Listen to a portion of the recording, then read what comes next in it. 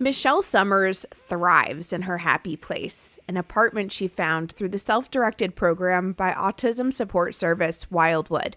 The challenges I faced before I started doing self-direction was hardship of trying to pay my bills, where times where I didn't have self-direction, I had to find a way to make ends meet. According to National Core Indicators data, Black people with disabilities are 6% less likely to have input in choosing where or with whom they live, and the disparities don't begin or end there.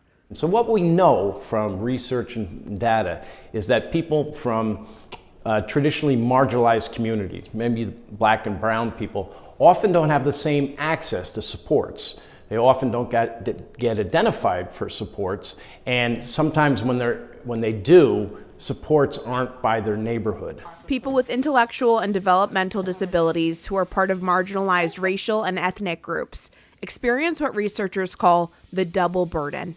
To combat this, Wildwood has teamed up with Alternative Living Group to focus on reaching underserved populations. When we think about marginalized communities, their voices are often overshadowed or not heard at all. And so when we give that individual a voice to say, this is who I want to be and this is what I need to do that, that's really powerful. With their self-directed program, adults like Michelle are in the driver's seat, choosing the services that will best help them. Michelle even hires her own staff and has a budget to pay for the classes and programs she chooses. It gives me the ability to feel independent.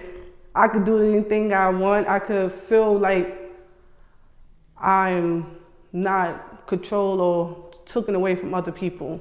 With more meaningful opportunities, Michelle says she has control of her direction and goals.